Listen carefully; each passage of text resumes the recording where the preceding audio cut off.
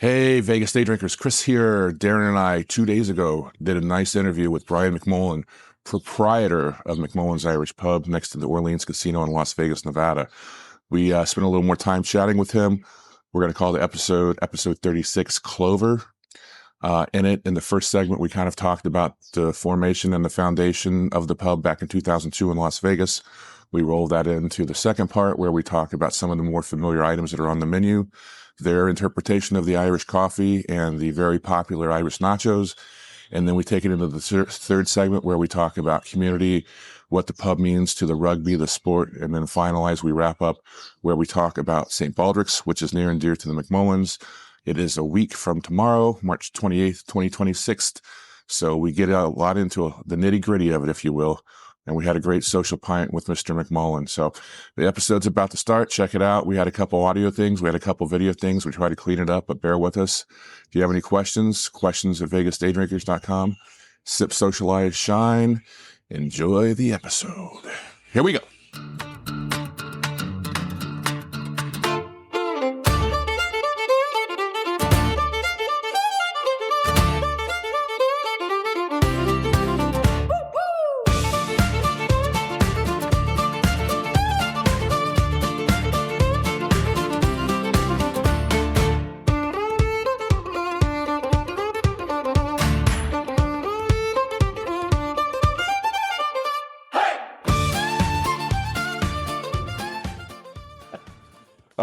Let's go. Yeah, so we're here today in Shenanigans at McMullan's Irish Pub. Darren and I are chatting with our friend and publican Brian McMullan. He's operated and owned McMullan's Irish Pub here in Las Vegas next to the Orleans since 2002. Yeah, which we always talk about how it's family owned. Like, we don't like those corporate. I mean, corporate's fine, whatever, if you love it, but family owns where it's at. So in a city built on spectacle, Brian, you've built a pub that's lasted more than a quarter century.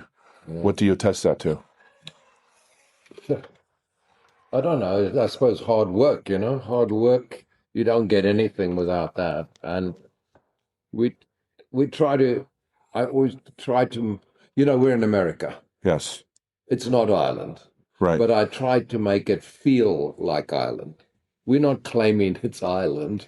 It's our best rendering of it. I happen to, at one time, represent the Irish Pub Company, which builds them around the world. Yeah, I was, after I'd finished gaming, like real gaming, casino gaming, we have 15 machines now, so I'm still in gaming.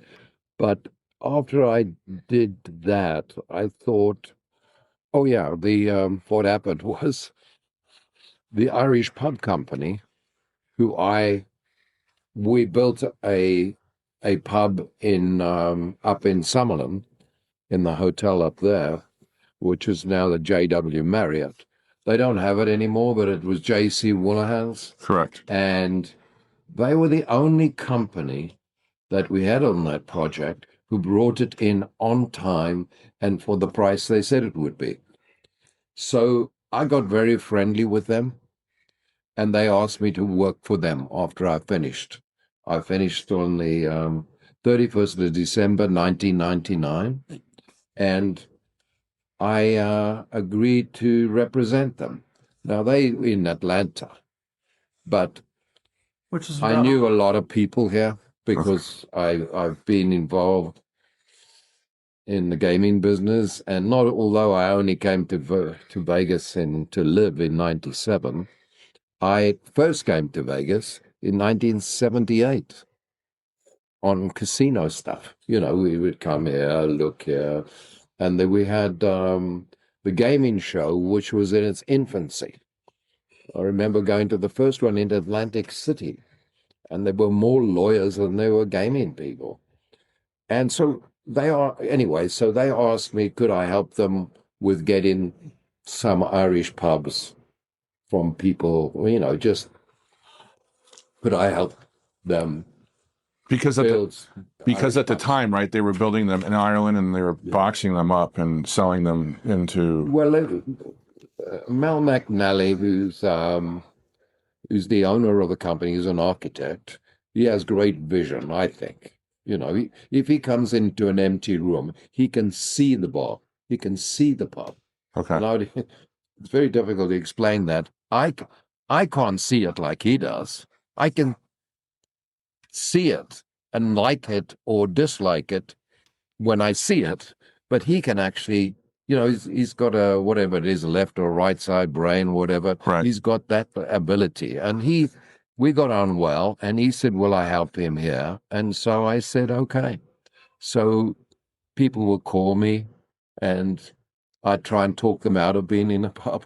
But if I couldn't talk them out, that was it. And I had some people I knew at MGM before it was MGM Miraji, and they said, we'd like to talk to you about putting a pub in the MGM. So we looked at that, and I thought, okay, we'll put a pub in. We'd like to talk to you about putting a pub in the MGM. So we looked at that, and I thought, okay, we'll put a pub in the MGM. And they said, no, we want to put it in New York, New York. And Tom McCartney was not in charge, he was number 2 there. And we had a chat about Nine Fine Irishmen. It took a while for him to agree to tell me, but we didn't really we built it to a theme.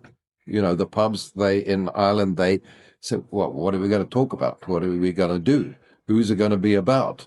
And we finally decided that he would want to talk about the young islanders, which were against, Britain, because they'd been there for 600 years. And we had General Marr, and, these people were convicted. And actually, they were sentenced to death.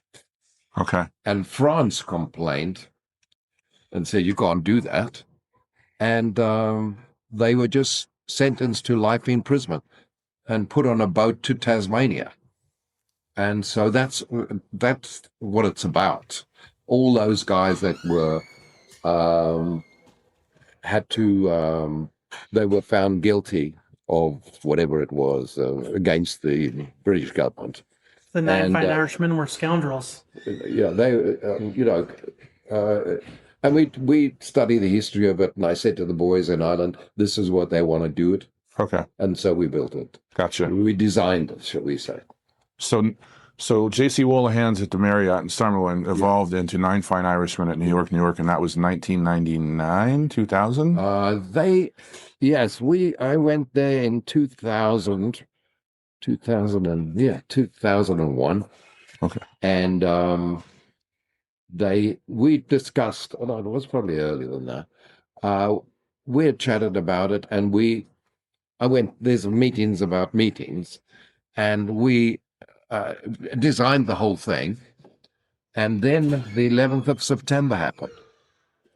That's what the key thing was. 11th of September, and shortly after that, because they'd laid off 5,000 people, that's the MGM Mirage or whatever the company was called at that time, and they said, we can't do it now, but we may want to do it later.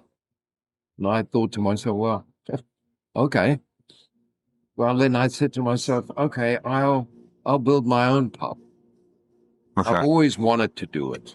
In Las Vegas, I'd come here and seen it, with 35 machines, 50 machines.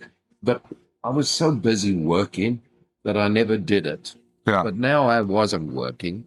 So I looked for a property that I could, if I could buy it, that would be great, but I couldn't. And I found the property that I'm in now.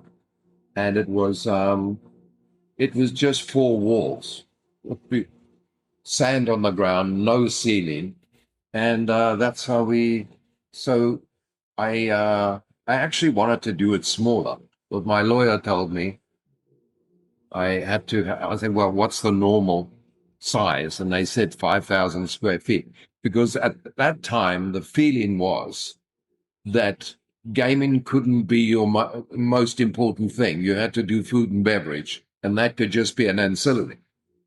It seems that was wrong, because now they have places which are slot alleys, right, which are No, that's So- controversial. I don't want to get it. Did Tom McNally come and help you design this bar? Or what was? No, he did an outside drawing about it, but I decided to do it myself. Okay. You know, he did a layout, and I stuck to the layout, not completely, but it was just a layout and no design features or anything. And it was going to be, I wanted it to be about my friend J.C. Woolighan, Okay. but we had already sold his name to the casino company. So I didn't want it to be in my name, actually. So this pub was originally built out in Ireland, right? Well, no, it wasn't. We just did an outline drawing of the place. Okay. And then I know where to get the stuff from. Okay. So I went to Ireland Okay. and got a 40-foot container. Well, I didn't get a 40. I went by the product. Okay. So I had the spaces. Okay. And then what do I need to put in the spaces? Gotcha. So be tables, chairs, back bars, furniture, all that I sourced in Ireland from one particular place out in the country, Okay. which you can, you can go and look at the stuff that they've taken out of houses, out of old pubs. And so I picked pieces that I liked. I picked some pieces that I couldn't afford. Yeah. So I didn't take them. But that's how it came about. And, so everything was sourced from Ireland, from Northern Ireland, actually. But some of the stuff would have come from the south. So, for example, the couches. Yeah. In the cottage, all that furniture all came from a place called Derry's. Actually, Derry's. That's not to be confused with Londonderry or Derry in Northern Ireland. It's a guy's name. Yeah. That has that. So you have to know where to get the product from. And that was essential. And I only knew through the product to get from because I represented the Irish Pub Company. This wasn't an Irish pub company property, but the knowledge that I got from them and from, pubs in general. So then you started taking, like how you built the narrative and the story of the Nine Fine Irishmen at New York, You started doing the same with your own family's history from County Antrim? I was fortunate, yeah. I have a lot of photographs. My cousin got me a lot of photographs. She was born in Belfast. She lives now in Yorkshire. They're her grandchildren. And she got me a lot of... I had photographs of my own, but she got me them. And that played a great part in it, I wouldn't have been able to source it if I didn't have her, because she had her families, our families, the grandfather or whatever, the source property from them. And that was very useful, yeah. Yeah, and then that's throughout the pub today. Yeah. And there was I can't remember her name. I wanted to, when we built pubs in general, it's the colors of the walls, of what they look like, things that people don't notice. They only notice, they see them, but they don't even realize they're there and why they're there. So there was a young lady who's a portrait painter who I got in touch with via Guinness. Okay. I said, have you got anybody that helps you, that builds or is part of building pubs, who's an artist? And they told me. And so I called her, and she was available. I had to book her in advance, and I attempted to get her at the right time. But unfortunately, the building process in itself was going on. The plumbing. And this is the early 2000s. Yeah. Okay. Yeah. This is 2002. Okay. And I called her, and she said, I might sound expensive, So I told her, well, tell me. And she said, I can't remember what the figure was. So much a day she charges. And I said, well, how long is it going to take you? Because I'd already sent her their layout. And she said, well, I don't know, but I'm busy. When are you going to be ready for me? And I told her when I was going to be ready for her, which proved not to be right. But she came out there and she was with me for 10 days. Okay. And she was a fantastic help to me. And she came over from Ireland? No, she's from Ireland. Okay. But she was living in San Francisco. And she said to me, it may sound a lot, but I work very hard. So I didn't know her. How do you know if she works very hard? But I said, okay. And I put her up, and the Z plus accommodation. Put her up at Orleans. And she duly arrived, and I wasn't ready. Oh, she had sent me some chips of paint. Okay. And she wanted me to paint everything that color. You know, it's like a beigey color. Yeah. And similar to this here. And so we did that, and she came, and we went through certain things. And she said, have you got photographs? Have you got this? And she looked at the photographs. Fantastic the way she worked. And she could, she from a transparency, she's going to take these photographs to Walmart and get them transparencies. And so you put a transparency, did the outline, and then took the picture and she's a portrait painter. Yes. And I gave her pictures of my family, or a lot of things. She did the one on, if you look in the ceiling in the main bar, she said, oh, I need a Scaffolding. One small one. She's up, painted on the ceiling. like Da Vinci. And so at the end of 10 days, because of this disruption, because I had builders working around her, or she was working around that, she used to get here at 6 o'clock in the morning and be the last one out. Okay. Every day. She was unbelievably fantastic. And then when we came to the end and she had to go and we hadn't finished, I said, what am I going to do regarding the paint colors? And there were certain rooms. So she said, okay, that wall, whatever it was, you'll do it. I'll give you the color for that. And you just do it a flat. But the most fantastic part of it, she said, a number of the walls, said, you got to paint them red. I'll give you the color red. And I thought to myself, well, she's been right up to now. Yeah. And so we did that. And it was an enormous help, So when people say, oh, I did it. No, I did it with a lot of help. Extreme. And she also helped me with the bric-a-brac, the things that are around, where I should place them and how she could do. She didn't do anything with the photographs as such, other than make drawings of them and, paintings of them. But for me, she was unbelievable. And what was her name? if I did one again, I'll try and find her again. What was her name? Can't remember. Can't remember. Going back to when you were kitting out the pub and buying the items in Derry, and you talked about like not having the money at the time to buy those pieces. What's the one that you always think back upon that you like, the one that you really would have liked to have had?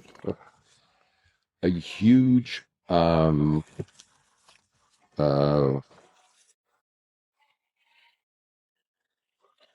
me.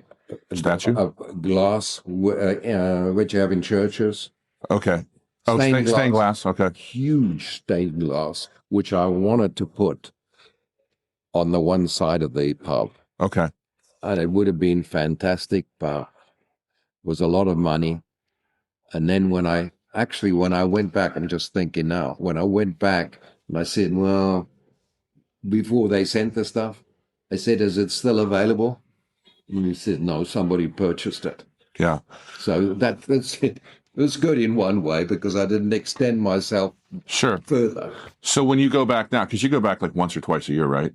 To I go Ireland? back at once. For Whiskey Live and Yes. and you have the largest collection publicly available Irish whiskey in the country, correct? Of whiskey, yeah, by far. Do you ever journey back to Derry to see what they maybe have? Like, even though the pub's been built out now for 20 plus years, if like there's I haven't. No. Okay. But good. He's very nice people. Yeah. I mean, you know, it's quite hard to find it because it's in the middle of. It's like a barn, huge barn with stuff in it, which I don't know if it's even still there. Okay. It would be there, you know, because Irish Pub Company used to employ 2 guys who all they did, they don't do it anymore. All they did was go to sales, houses, Okay. churches, and buy everything in there. Everything. And take it into source, you know, then so Kinda people like could source it. American pickers, but Yeah. in Ireland instead. But big. I mean, they would take out whole houses, you know, very old houses of stately homes. They would take a lot of stuff out. But obviously, when you arrived in Vegas in the late 90s, the trend of the Irish pub culture was trending up, right? Yes. Because like you said, J.C. Woolighan's, Nine Fine here, and other cities, like, you know, the competition, but the same as the Re-Raws of the world, or when there was Fido. So like they were building that out. There was more of a demand for that. How have you seen the Irish pub culture in the last decade? Yes. Everybody wanted to have an Irish pub of their own. There was a big demand for it. I mean, some people, I'd always ask them, I said, what is this, a business or a hobby? Yeah. You know, if it said it was a hobby, it was fine. Do you have the money for it? How much do you want to spend? Always try to, because we don't want to overdo it. We don't want to have extensions of, we said it would be 100,000. Now it's 200,000. Sure. The Irish pub never did that. They said what it was, and you said, that's too expensive. Well, that's what it is. Or you did it, but it was never a penny more. People could argue, maybe it was plenty less. I never found that. I was involved in about 7 around the country. As a glorified salesman, I suppose you could call it, that people would come to me and I'd try and give you my honest opinion. And a lot of it was through my experience of screwing up. Yeah. So, for example, in my opinion, people will always dispute it. If you want to build one in wherever it is, Pennsylvania, in Europe, because you grew up there and whatever, they ask me, well, where should I put it? I always say to them, you come from the town. Where do you think you should put it? There's things to think of with an Irish pub, or I guess with any pub. Is it near a university? Is it near whatever? Have you got parking? One of the main things is, and it was yesterday for us here, is things that people don't really understand. And I always say, have you done your financials?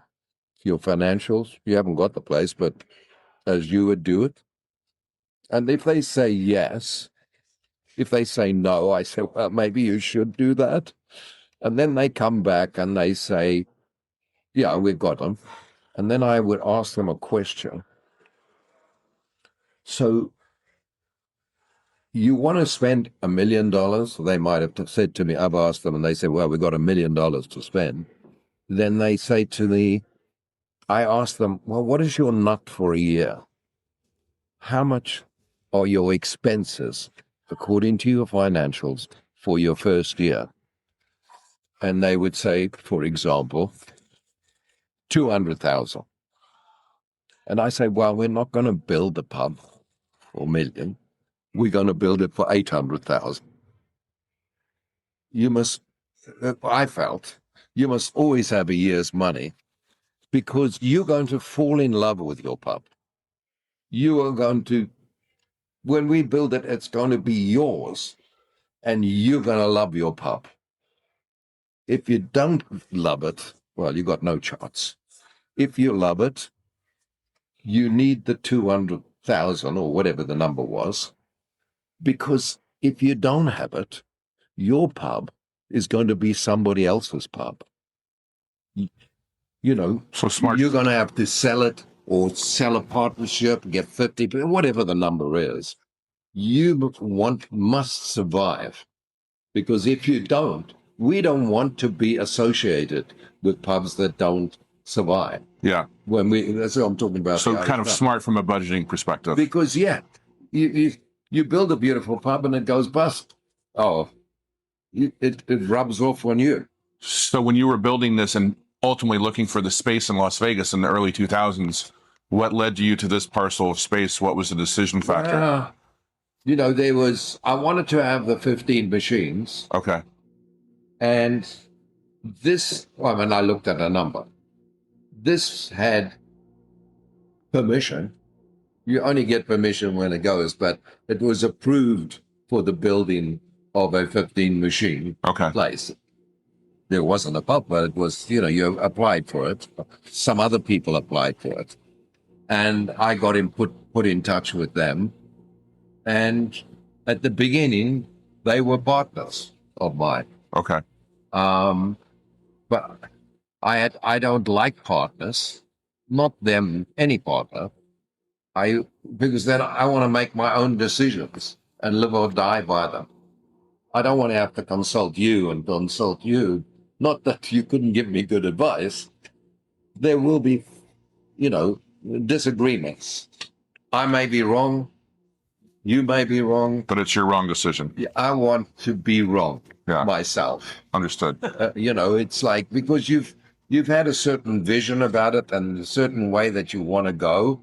And obviously people think, oh, you shouldn't do this or you shouldn't do that. And I'm thinking, that's a hindrance to me and to the business, because now the business doesn't know when it was. And people who are customers that you've developed want you to succeed.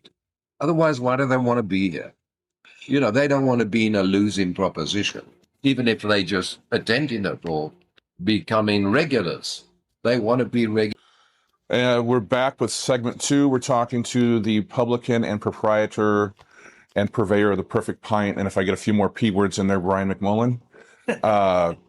And we're just Irish Nachos, best fish and chips. Well, it's best Guinness in town. It's funny that Darren says that, because kind of talking to your points, if this is your pub and you had partners to begin with, and if you were going to be wrong, you want to be wrong on your dime. Kind of talk to, like he said, Irish Nachos, and you kind of fell forward into that, right? You never thought that was going to be what it was going to be. Oh, absolutely not. Yes, we had a young lady. Well, she'd worked for me before, who was excellent chef. I mean, we hired her. I hired her 6 months too early, because I hired her only because we were delayed in the building. Okay. So you hired her like 3 months before, but it turned out to be 6 months before. So you were still paying, and that's not good. Not for her, for me. And she was great. And I said to her, okay, we want to do, this is America. We have an Irish pub, but this is America. We want to give you the family recipes for, Irish stew. We want to do, it's not a recipe of ours, but, bangers and mash. We want to do, it was Guinness stew, various things. I mean, fish and chips, obviously, because every Irish pub in the country, if people come into it in America, they get 2 things: Guinness and fish and chips. Yes. You don't have a choice. They'll tell you that's what they're going to have. Now, we want them to have it as well, but those are the first 2 choices. So we gave her maybe 7 different things, 6 Irish dishes. And I said, but there's hamburgers. We've got to have hamburgers. We've got to have certain other things because it's America. And then she came to me after a while And she said, I want to do nachos. I said, and this was quite early in the game. She said, before we opened, we want to do nachos. I said, there are plenty of Mexican restaurants around. I can't compete with them. No, she said, no, Brian. It's not normal nachos. It's nachos, because nachos are hard. Right. We'll do it with like Lay's. We'll do them ourselves. They're softer. They're more like, as you would call them in Ireland, crisps. And we'll do the normal stuff on it. But it's when you put them in the oven and they come out, it'll be fantastic. And I said, I don't want to do it. I don't want to do it. And we went on our way. And we didn't have a test kitchen. There's no kitchen. And if you do that sort of thing at our house, by the time you get them here, Sure. they've softened up and they're not the same thing. It's like very hard to do them to go, although lots of people do them to go. They're not perfect. Yeah. You have to really have that thing here. So anyway, she would come back on a regular basis to me, and I'm trying to do the building and the design and whatever. And there's the law as well. You got to get the license in, and you got a whole lot of things. And she'd come to me and she'd say, oh, Ryan, I want to do the nachos. And I'd keep on knocking her back. It would seem stupid now, but I admit to my stupidity. Eventually, she must have been 4 or 5 times to me. I want to have a meeting about it. And I kept putting her off. And then I was having such difficulty with the building, with permissions and whatever. And I was so, I guess, frustrated, not with her, but with the process, that some of it, which is my fault, not all of it, but some of it was my fault, until one day she said the same thing. I want to do nachos. And I said to her, all right, okay, we'll do nachos, but we can't call them nachos. We have to have a little tongue-in-cheek. We have to make a bit of a joke of it. Otherwise, it's you're talking about Mexican, Right. Hispanic nachos. And I said, we got to let's call them Irish nachos. And people say, no, they copied what we did. America's a great country for copying. You don't do two. If you're successful and you go on, people take the photographs and they put it on YouTube or whatever they do. And within 6 months of us opening, there were places in town doing Irish nachos. Really? They copied ours because there are a lot of pictures. Yeah. The people put on there. They call it, even on the East Coast, there was a place. And that's actually the only place that I've seen them do them like we do them, is Irish nachos. It was like, wow, isn't that amazing? They think it's really a product. It was a joke. Well, and he and I both worked here, and so obviously, I mean, gosh, and it was on the cover of the LV Weekly a handful of years ago. I mean, it's probably one of the most identifiable, like, appetizers or signature food items in the Valley for like a quarter Google search century. for McMullen's the first thing that pops up. And not as you nachos. say, I didn't want it Yeah. originally. It was, okay, and the other thing that they did, we just did a big one time. It was just one size.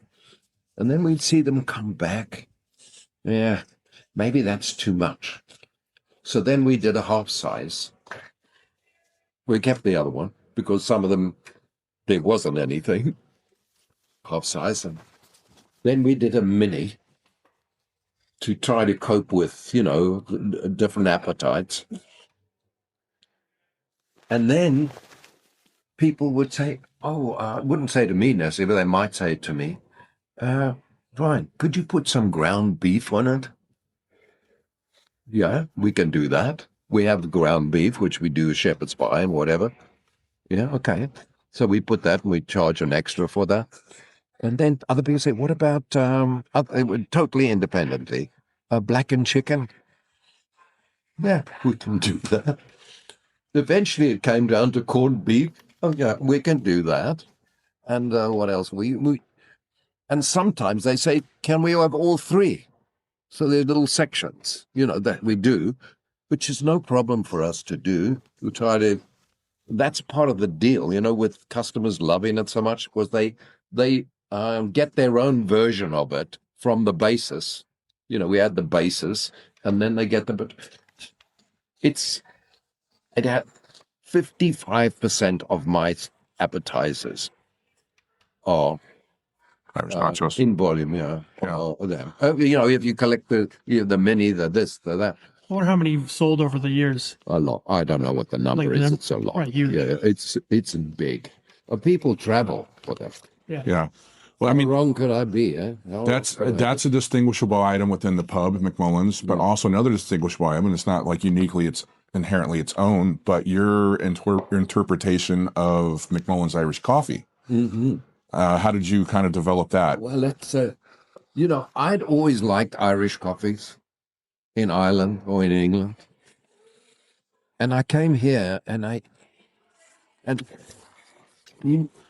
because we come here, we don't know it all, right? We try and do what the Americans do, right? We try to do it, but then the Irish coffee was, and it's been some sort of a tradition. Wasn't my tradition. You have the ear on the glass, and I said that, and my bartenders at the time were doing it. It's this brown mixture. It looks to me terrible. It's just a brown mixture. It's the same ingredients, and people stir it up too. Oh, Jesus.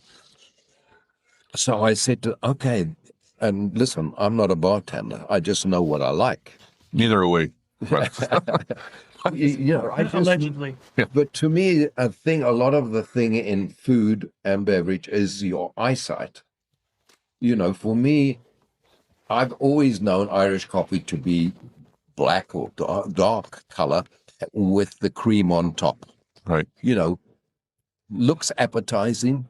Like a Guinness almost. And you're drinking the hot stuff through the cold. Right. The cream.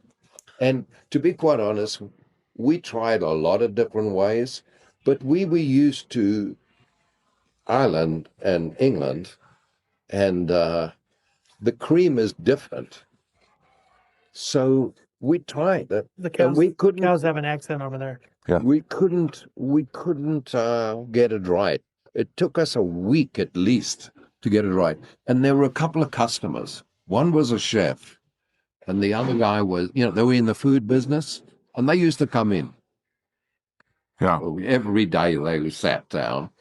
And one guy's a spice guy now. He does spices all over the country, actually, now. He's a big spice guy. And they said, well, let me have a shot doing it. And it wasn't exactly, but we got the start from that. And, Dallas and whoever were there at the time. And I said to them, look, I don't want it, this brown mixture. I want to see it like a Guinness. It's got to be, to me, look like a Guinness, because that's appetizing. When you see a pint come, it's not, to me, it's not a liquid, it's a solid. It seems like a solid to me. When you look at it, you think you can just pop it out and eat it like a jelly or something. But so we wanted to get the same feeling with that. And we did it, and I thought,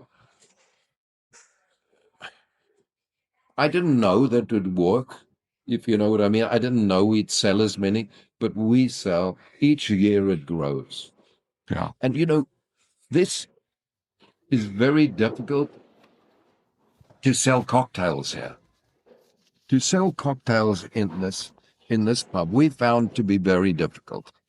I think, and at the beginning, we had a lot of bartenders who worked at TGI Friday. And at that time, TGI Friday they used to train their staff well and whatever else. They were all well known. We had about 5 of them. Yep. I didn't hire them. One of the managers at the time, Greg, he hired them. But they still couldn't they could do the cocktails, but people wanted draft beer. And the more Irish or English or whatever, more overseas stuff, people, we hardly sell bottles. I mean, we sell bottles, but it's such a small amount compared to the draft number. And with that, it seems that we don't do a lot of cocktails. Now, people have had to say, oh, we got to do this cocktail. Okay, do it. But when you look at the numbers, there's Irish coffee here. And the next big, or whatever, you might have Jameson and ginger, which is hardly a cocktail, but, and others. Go down to Sex on the Beach, you might have 10 a year. You know what I mean? Whereas in other bars, you'd get a lot. Right. But I think because I just think ours is such a draft place that's what people like. You know what I mean? They come in, why they come in the Irish pub. And I'm not talking about everybody, but a large proportion of Leggers are coming in to have Guinness. And I've always wanted 2 stouts. And I had 2 stouts but every time, for every 10 Guinnesses, the best I got was 1.5. Is that Beamish? So, and it was Murphy's. Or Murphy's. And I charged less for Murphy's. It was still just 1.5. Yeah. So I wanted to make Murphy's successful. We had Beamish before and we had others before. But I wanted to make it because I just felt I needed to, but people didn't. Now, who in the evolving of the Irish coffee, who came up with the Clover stencil? Oh, one of our customers. Really? Yeah. Okay. One of our customers who's no longer here. I think he's back in England. He used to build plans. Like 3D plans for sale, like if you were going to build a block of apartments, he'd do the 3D thing. Yeah. And so he had equipment, because he used to do it, I don't know how they do it, but he came in with a little perspex, or whatever you call it, the plastic, whatever, Acrylic. And then he could cut forms in it. Like we cut the Clover, we put that in, and we can do anything. He used to come in and then he perfected it a bit, so you could hold the little thing and put them on and do it. Yeah, he did that. It's crazy technology's caught up. Like you could get Just a custom. It's just not just a You can custom. get your picture on a Guinness, printed on a Guinness now. We used to have the Guinness came and did that once. Yeah. They had the machine, and it's pretty good. Yeah. Yeah. Well, I mean, I'd say other than obviously the Buena Vista in San Francisco, because I think it was a barman from Ireland at Shannon Airport that brought the Irish coffee to America in the 50s. Yeah. Outside of that, I mean, that has the nomenclature and the history in this country. But I mean, to your point about like that visualization, like when I worked here and you would make an Irish coffee and present it to the guests, I was like, get your camera out.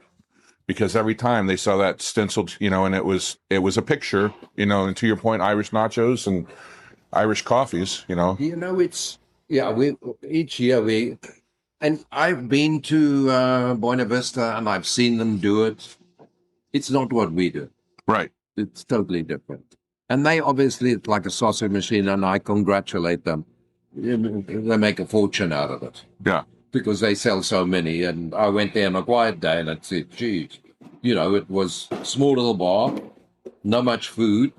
And anyway, I congratulate that they've done very well. But it isn't what we do. It's nowhere close to what we do. I don't say ours is better than theirs. They do it theirs. Obviously, they make a lot of money. It's pretty damn good, though. Yeah. So I think, part of our name is made through that Irish coffee. Let me ask you this. You've been in this building for almost 25 years, a quarter of a century. In the pub culture in that 25 years, what have you noticed changed about the person that comes through this pub? At different times of the day, it is different. Obviously, if you're good in graveyard, that's gambling. Except like on St. Patrick's Day, you would there at 4 o'clock and they wouldn't be necessarily gambling. But what has changed? the loyalty of locals, I mean, is big. People are loyal, Okay. and they like, and no matter what I do, no matter what anybody does, it's what they do. We used to be 65-35 alcohol, beer. Now it's the other way around. More food? Food, yeah. People love our food. It's kind Yeah, of taken it's on. comfort food, you know? Yeah. It's taken on a mind of its own. And now you literally can't change anything because if you change something, you're gonna piss off. One of my things that we've tried to, why do I have such a big Irish whiskey collection? In my mind, I've tried to change something. It's cost me a lot of money to do it. To have the breadth, because I think in the end it'll work out. It's taking time, but we have over 180 different types of Irish whiskey. And for my mind, and I'm not a big drinker, but I like what I drink, if you know what I mean. My first Guinness is my best Guinness. Yeah. My second Guinness is not necessarily my best. This is just me personally. But for whiskey, in my opinion, it's easier to drink Irish whiskey. There's a few peated ones, but Scotch, not knocking Scotch. Scotch, most of it is peated. It's all peated, majority. And it's much more an acquired taste. You got to drink a lot of Scotches to like it. Yeah. You know what I mean? Whereas with Irish whiskey, because of the barrel configuration and how you can change it, sherry, it gives it that little bit of sweetness.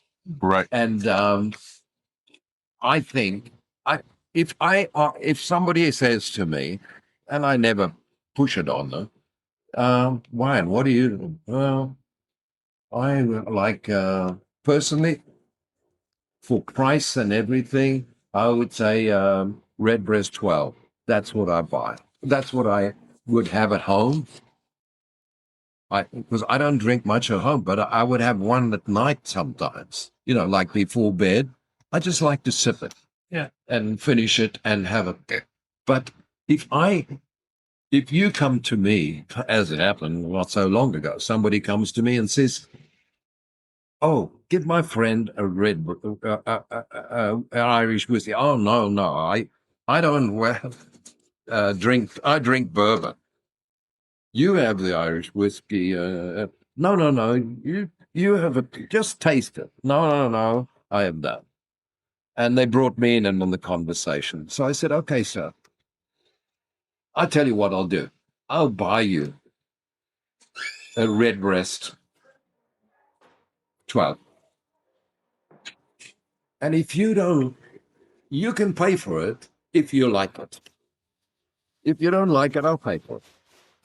And I said, "Let's see if I give you a little, put your finger in it and rub it over your lips and see if you like that." And he finished it.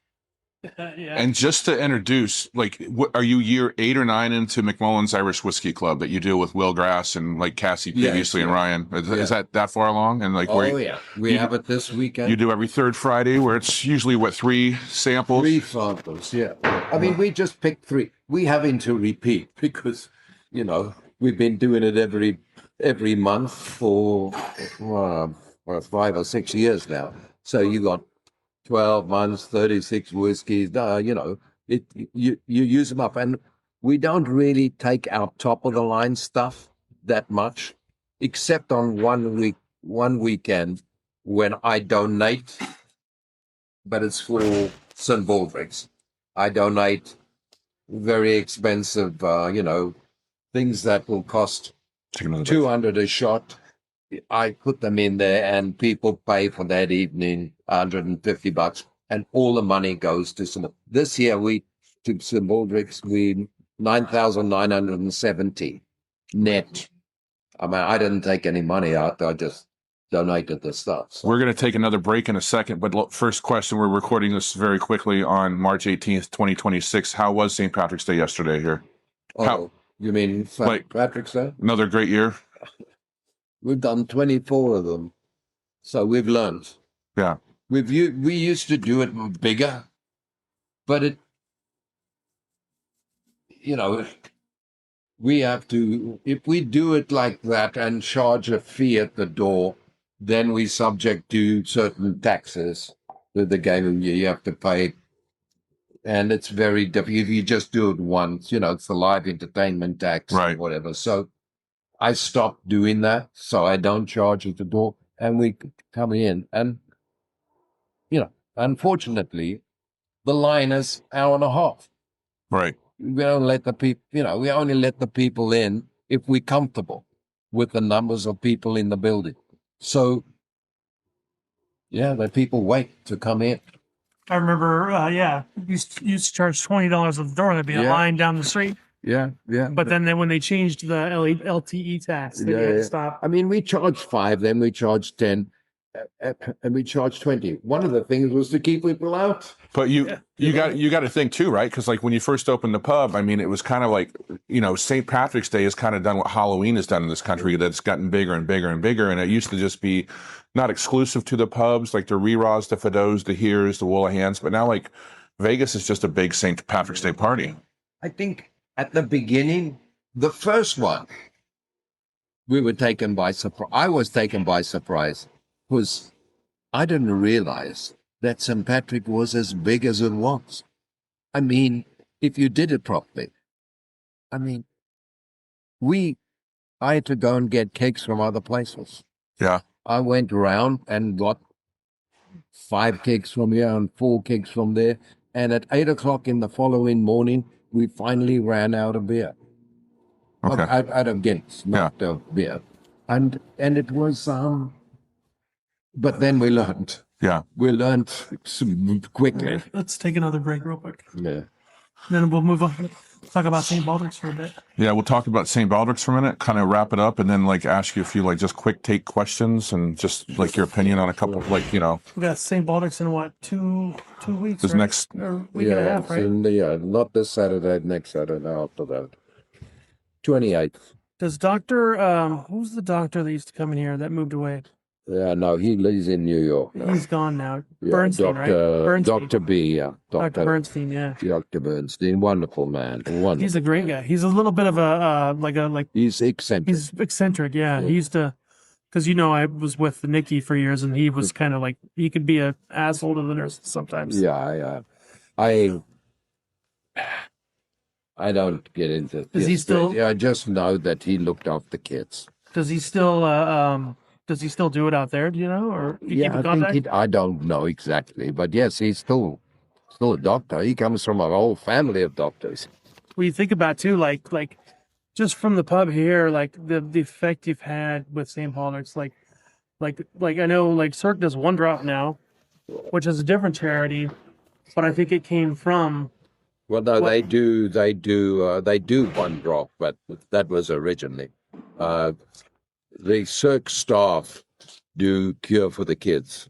Yeah. Yeah, we don't do anything which with is a separate one now, but that's grown from. Yeah, from doing it here. Yeah. So like the knockoff effect of doing it here has created different charities and different, like things that, which is, any type of charity that goes towards kids is great. So. Well, the Cirque staff, they do what they do, but they also want to do other stuff. If you're in your job, your job is tumbling. A lot of them like to do theater. They want it. Well, I can't speak for them. I just know they want to. Are we live? Are we recording? Yeah. So the nice thing about the pub culture, and we talk about this a lot on the podcast, is, pubs used to be a gathering point, and still are, obviously, not as much as younger generations, because you have home, you have work, and the pub was kind of the community where you got your news and everything. And we talk about that a lot on the podcast. And yesterday when we were here on St. Patrick's Day and enjoying the libations of the celebration, I was talking to Peter Sharkey, and I was talking to him, and we were talking about another pub that's no longer here, but like how you just never know who comes into the pub, and he didn't realize one day that he was talking to Roger Daltrey. Oh, yeah. And it's like, who have you seen come through these doors over the years that you were kind of taken aback? Like, wow, that person is having a pint at my pub. I don't know. The numbers. We don't like to publicize it. I don't mind publicizing it afterwards, but at the time, you know, if it's happening, I don't want anybody to disturb them. Well, of course. You know what I mean? I'll take it. I'll take it. Joan Collins. I remember I was working back here one day and Joan Collins came in, and I'm like, because I'm a big Star Trek fan. Yeah. She was on the episode City on the Edge of Forever, but you know, Dynasty. She was on Dynasty, which most Yeah, I people know. I know Joan personally. She her best friend used to work for me. Oh, really? Yeah, Judy Bryant. Did you ever? Judy used to help us with Oh, yeah. with some Baldricks. She was secretary to or assistant to Anthony Newley. You know who he is, famous singer. Oh, yeah. And Anthony Newley he married Joan Collins. So then she became Anthony Newley's and Joan's secretary, and then they split up, and then she was Joan's best friend. And so, yes, I've met her, I've had plenty of dinners and whatever, and she's been here, yeah. And Remember Bob Picardo she's was a here? friend, yeah. Bob Picardo, another Star Trek alumni, but he was famous for the Arnold Schwarzenegger movie. He was in that Total Recall. Total Recall. Okay. He's been in Gremlins. He's been in a lot of movies. He was in Wonder Years. He was the basketball coach in the Wonder Years. Okay. We've had John Stockton, I suppose. He's a bit of a name, isn't he? I suppose. Well, a big name. Not he's retired, obviously. He used to go against Gonzaga. Yeah. He's been in with them, very quietly. We've had the Irish dancer. Flatley. Yeah. Okay. A long time ago. But we, as you know, we are quite close to hockey. Yeah. You know, my son played hockey, not obviously at this level, but professionally. And so last night there were 7 of them in here. We don't advertise it, but, you know, they were here after the game. Yeah, that's kind of taken a life of its own with the relationship between the VGK and McMullans. And even to the point of like a year or two ago, like Eichel got a little virality about like drinking at McMullan's, you know, or whatever. So he's a guy from Boston. Yeah. And he's, you know, we don't have that many Americans in the team. Right. But he's one of them. And he's, I think the family love to go to Irish pubs, and they have to go. I don't have to go, obviously. They do whatever they want. But, yeah, we're very proud to have them. But we don't go out and try to get them. Right. Well, you know, it's not like they come just like another customer, and we'd prefer it like that. And they'd prefer it like that, I think. We don't try to hustle them. Of local sports for a long time. Like you supported Sin City Irish, the Las Vegas Slots, which was the women's rugby team. No, the ECHL, the Wranglers for a long time. Yeah. Oh, yeah, Wranglers. Yeah. We've got their pictures up here. No, they, yes. Mainly because of Ross. You know, he was playing hockey since he was 5 years old or 4 years old. So I can't skate, but I go to games and I love it. It's, but I've watched a lot of hockey, not necessarily this. I've watched as it grows up. I've been to Canada and been to, you know, wherever, and colleges and Ivy League and seen lots of games. So I don't profess to be brilliant at assessing anything. Your real passion is the Springboks, all right? Are you a huge Springboks fan? Yeah.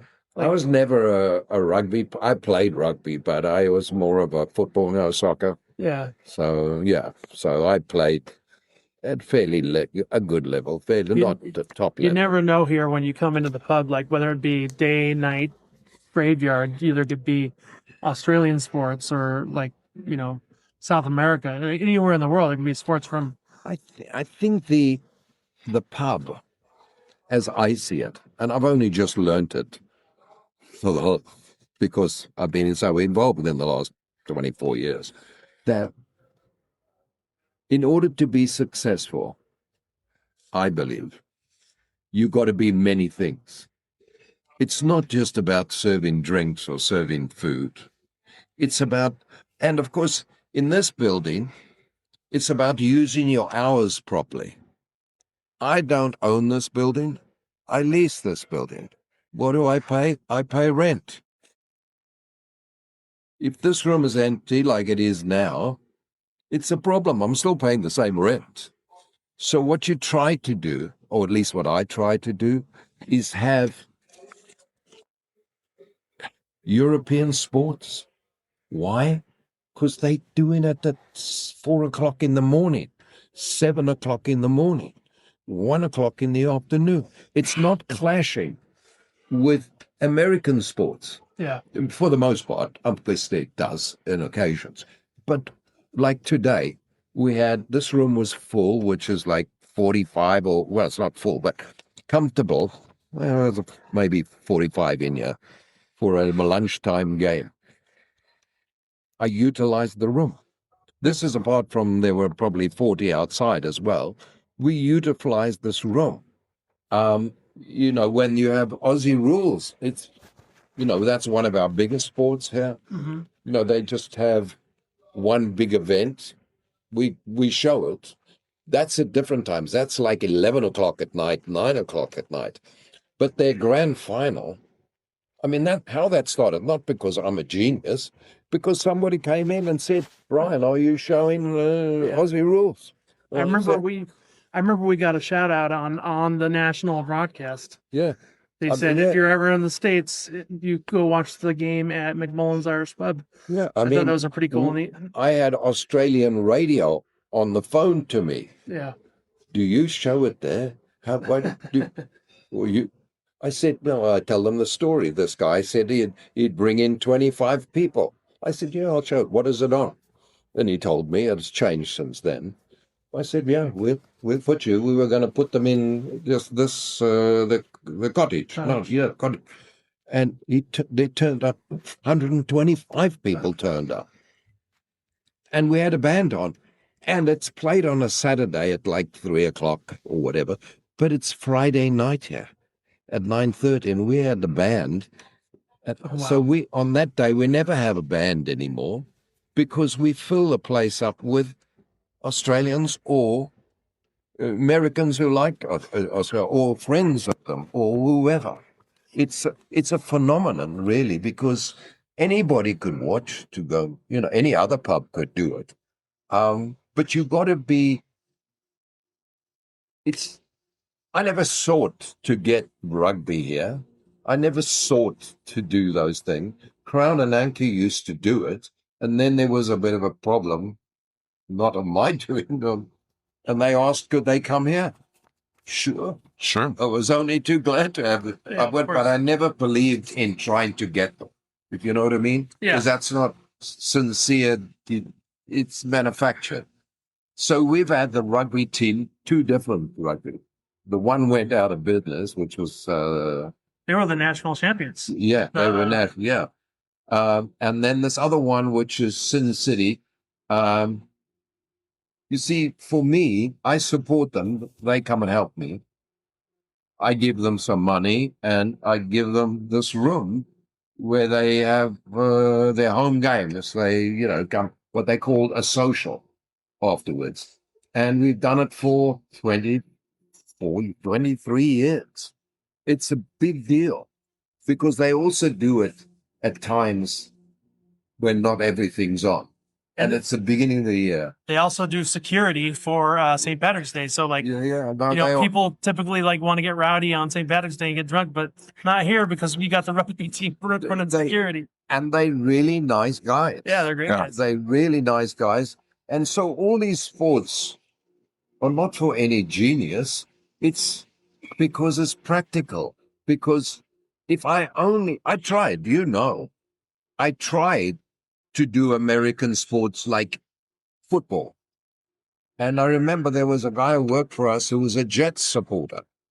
Oh yeah, What's up, Brian? Brian Bergen. Yeah, and a nice guy. And he used to come, and I said, okay, I'll get the ticket, and which was expensive. And they come up there, and it's a disaster because from my point of view, everybody's doing American football. Every pub in America does American football. Not everybody has the ticket, but a lot of people have the ticket. But then everybody is trying to do a deal. Mm-hmm. Oh, we'll do a bucket of beers at $4. Oh, we'll do a bucket. Mm-hmm. Oh, we'll do a bucket of beers at $4. Oh, we'll do a bucket of beers at $8. Or whatever. That's competition. I understand. That's the American way, and that's a great way. I don't want to be part of that. I want to do it when being a monopoly is quite a good thing, from my point of view. We're going to start wrapping this up. We're just over a week away from one of your passion projects, St. Baldrick's. So this is what, the 19th? This will be the 19th. 19th year, and over the years raised over $2 million for children's We've cancer. done 8 million here. 8 million Yeah. and another 6 A couple million. plus about 6 more. Yeah. Okay. Because we don't have exclusivity for it. Okay. We don't want exclusivity of it. We want to raise money for childhood cancer research, and it's my most important day of the year. I don't want it to be my most important day there, but it is through personal circumstances. So I'll be shaving my head for the 20th one, because I shaved at Nine Fine Irishmen. And it's a big deal for me. I'm not that good at raising money, but we provide a service that there are other people that are very good at raising money. And we just have the vehicle for it, and we know how to do it, And I can't tell you how personal it is. It's a powerful event. So just a breakdown of the event. In the morning, the doctors come in, and the shavies, the kids shave the doctors, right? The oncology That used kids. to happen. It doesn't happen so much anymore. Oh yeah. We still have kids, but we don't feature it as such. It's all about the kids, but we don't manufacture it. We don't. Oh, I'm going to get some kids or whatever. Yeah. They come, but it is all. It's not only about the kids; it's about their families, because we're trying to save the kids, right? Oh, I'm not trying, but research is trying to save it. So if the child survives, it's great for the family. If it doesn't, it's not great. People that are left behind are affected by it. Mm-hmm. You know what I mean? It's just, so we try to prevent it by putting the money into research. And I'm just on the board now, the main board now of the Baldrick's. They wanted me to do it before, but I was always too busy with the pub. But I've been on it now a year, and I'm so impressed with the organization. I mean, I used to be, I'm blown over by, that you can get the annual report. You'll see it, warts and all. And we have been involved, St. Baldrick's, when I say we, it's like the royal we. We have been involved with every single breakthrough of childhood cancer in the last 25 years. We only started 19 years ago, but the organization, which was started on a whim, it's now given $369 million purely for research. And we involve 200 hospitals who do research. I'm a little novice, a little rookie, and we have a great team of medical people who are dedicated. They don't do it, but they decide who's going to get the money, researchers. And if you want to be a researcher, you've got to say what you're going to do. And we are going to give you money for a period of 3 or 5 years, but you have to produce results. So just like St. Baldrick started as wasn't it 3 guys in a Boston pub that they didn't want to run a marathon in New York? They didn't want to run a marathon or anything like that, and they're like, hey, we could just shave our head and raise money. Challenged each other. One challenged the next one. He said, after a few Guinnesses, one said, I'll give you 1,000 if you shave your head.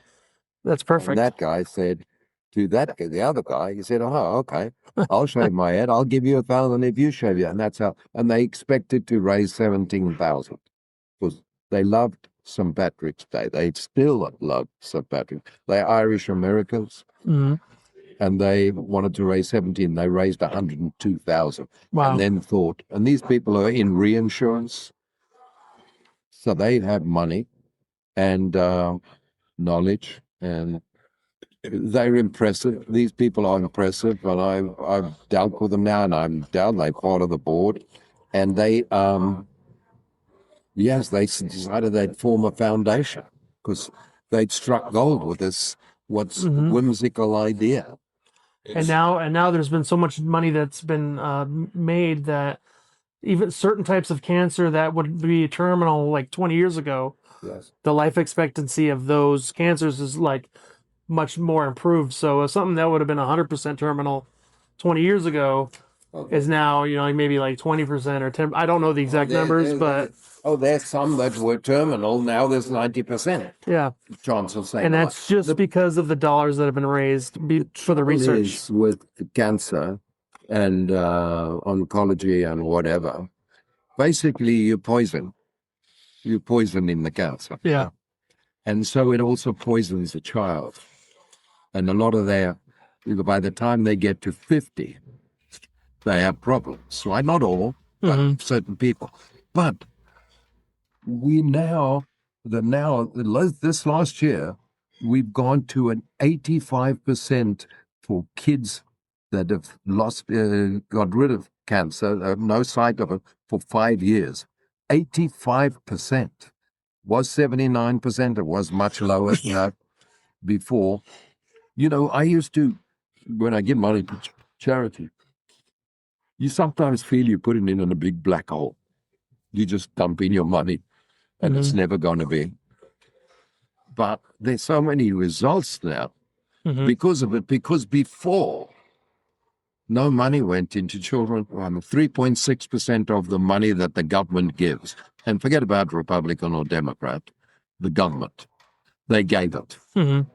But most is for adult cancer. Why? My just layman's term, nothing to do with supporting. It's possibly because the reps or the senators have mothers and grandmothers and wives who get breast cancer or something, and they get prostate cancer. Yeah. But the average age, I think, I could be corrected on this, is like for an adult, it's like 62 or 65 when they get the average, whereas the kids, it's 2.5. That's great. I mean, really, now the government give 7.6, but we give everything to childhood cancer, all our money, and that's why we're getting results. Because, if you're coming out of medical school and you want to do research and all the money's in adult cancer, right? You're gonna, unless you're dedicated, that you really want to help children, and there are people like that, but it is Symbolics has given these people life, if you know what I mean. It's like, I just am super impressed with what they do. Forget about what we do here. I mean, what the organization itself. Well, I guess what we can take from today's conversation between the 3 guys in New York that had a silly idea to raise this to hear more specifically about, like, who would have thought Irish Nachos would be this thing, is you just never know where, like, a crazy idea becomes the spark of inspiration for what it becomes. So true, you know what I mean? Yeah. You can plan lots of things, but the problem is you don't know everything. Not you, me, all of us. We don't know everything. we've got to try certain things, and if they work, they work. If they don't, they don't. I mean, I remember when we first did this, it's hokey. As an American, you learn that word hokey. Yeah. Shave your head, you raise money. How does that work? Yeah. But it works well. Only in America. You know, yeah, and I've never asked anybody to shave. Right. Yeah. Yeah. Yeah, I never. We don't want you to shave necessarily. We want your money. Yeah. You know, that's what it's about. It's the way of getting money and having a laugh. And if you come on that day, and you've been here on that day, it's an atmosphere, the tremendous atmosphere of shouting, screaming, booing, hissing, crying. It's just I'm old enough to remember the 60s. It's like a happening. Yeah. You know, it's really a happening. It's a day where the sun shines through the doors. These doors are open over here, and there's a lot of positivity. Obviously, there's sadness too for those stories kind of reading this moment. But it's a special day at the pub. I've got we're gonna wrap this up. I've got a couple silly, kooky, hot take questions for you to kind of just because we're all near the end of our pints. Other than McMullan's or Guinness, where's the best pint of Guinness you've had in Las Vegas? Don't ask him that question. He's not going to tell you the truth. Well, you know, I only drink Guinness.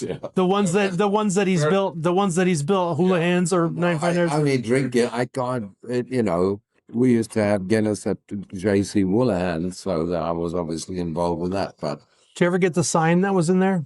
The McMullan sign that was back there? oh, they wouldn't give it to me. They wouldn't sell it to me. That's terrible. Well, I didn't ask them directly. I asked them through people. But that's their choice. Yeah. One thing that tourists always get wrong about the Irish pub culture. That I always get wrong About the Irish The pub. tourists. The tourists. No, I hopefully don't get anything wrong about it, but I can't really answer that question. I don't know. Okay. What's a bar that you like to hang out at other than when you're not here? Do you have a favorite, like in your neighborhood or something?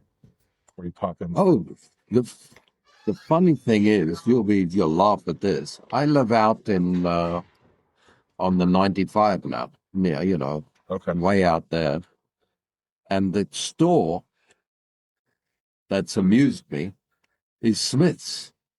They have a bar. The first time I've ever seen it.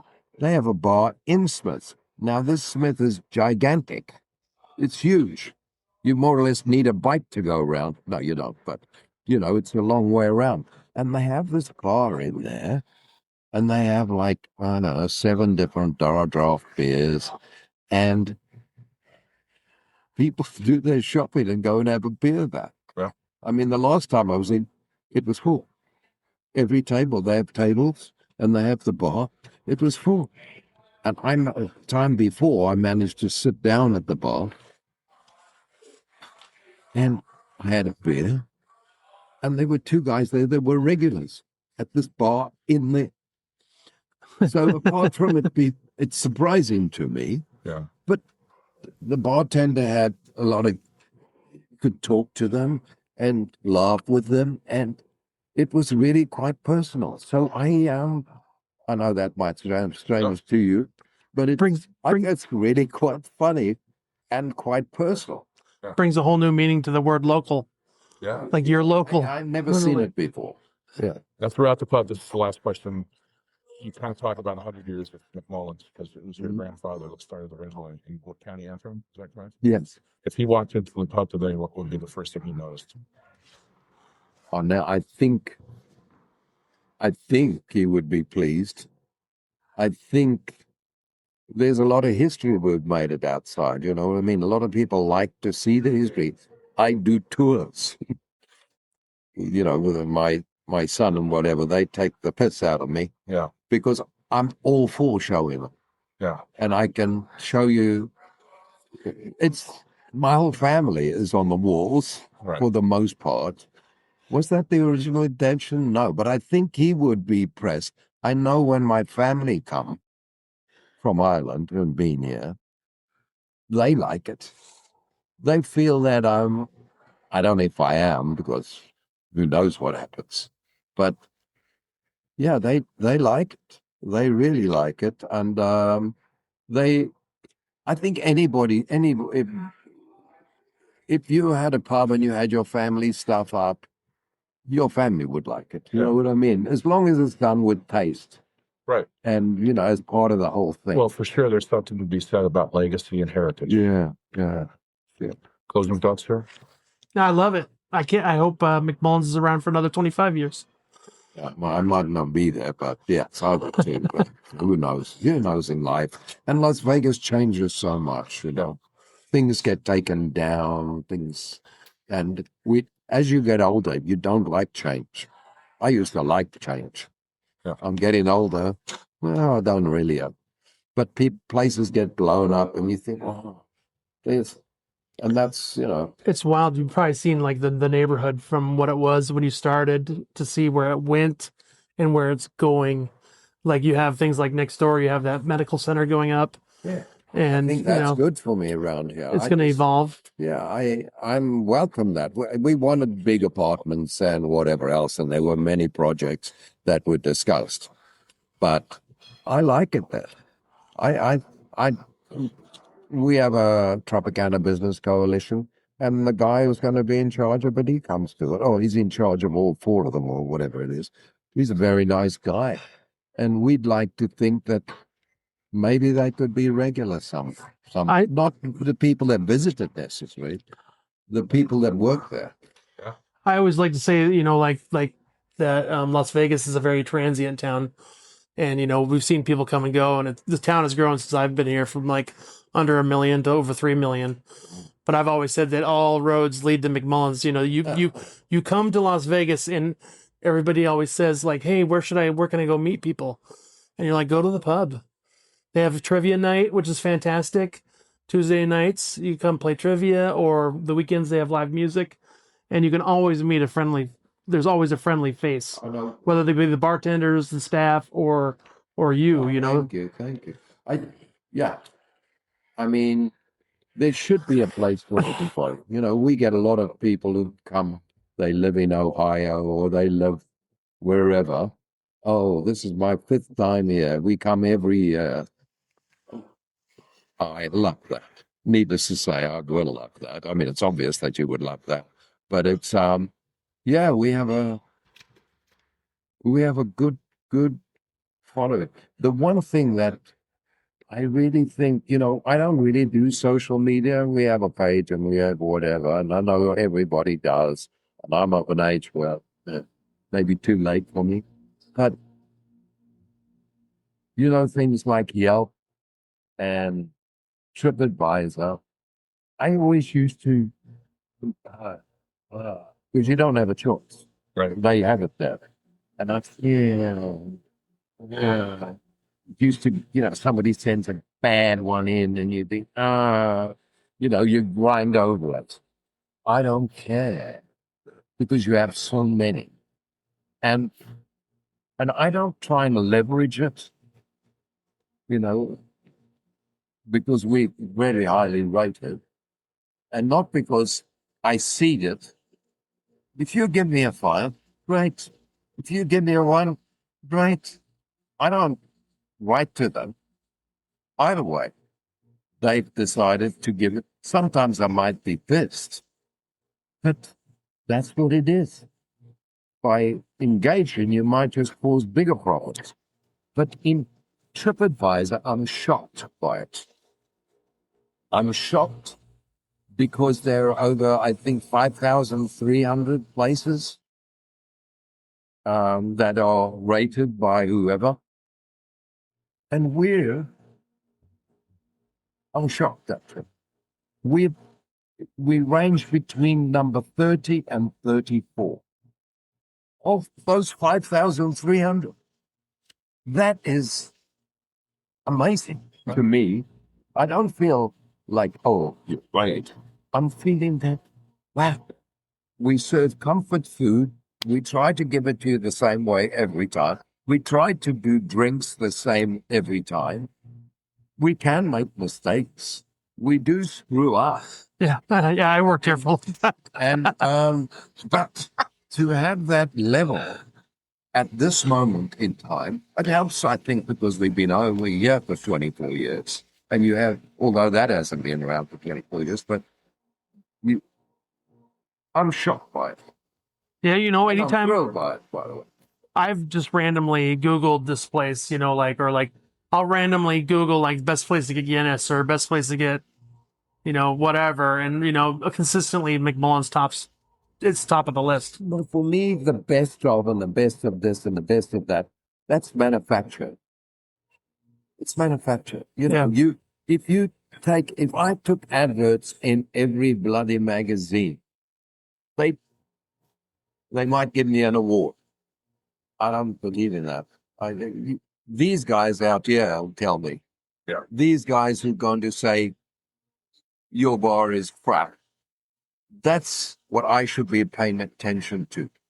And I talk to them if I know. I like people to, I don't have much of a job anymore, it seems, but I try to, when I'm here, I see every table when I'm here.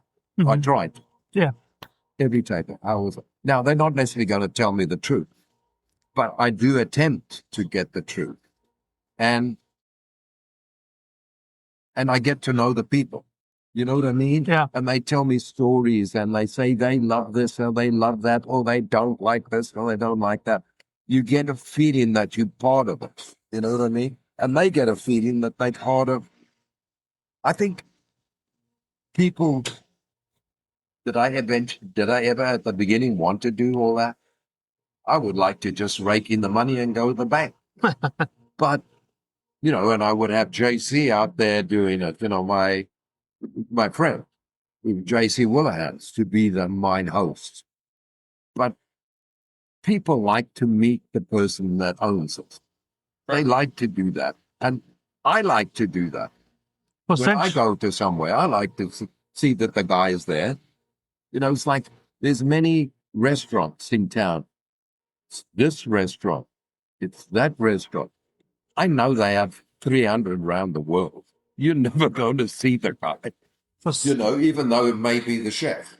Essentially, you put your name on the door, and in doing so, you're basically inviting people into your home. So you want to make them feel like they're part of the family. Yeah. Which I think is what adores people to this place. It's much more personal. Yeah. You know, it's much more personal to them. And Well, it's to you, personal to me, yeah. you want to make it. Yeah. You want to make everybody feel like they're part of the family. You want to know where you're going wrong. You want to know that. Because, you know, I'm the worst customer. I am the worst customer. I go to a restaurant and I have terrible service. I don't say it. I just don't go. You just I don't might go. give it another chance because somebody says, we've got to go here. Okay. And it may be great. You know what I mean? Mm-hmm. But I'm terrible because I'm not going to tell them it's great. I'm not going to tell it's what. But I don't want me as a customer. I want somebody who tells me the truth, you know? Yeah. We got to wrap it up. It's Yeah, we'll put that on the marketing campaign t-shirt. What's I don't want me as a customer. Thank you. Thank you. Oh, well, I hope it was all right. No, absolutely. we always have I fun. probably went on too long. No, we knew that we knew what we were going to get. You gave us exactly what we wanted. Just perfect. Let's wrap. All right, gentlemen. All right.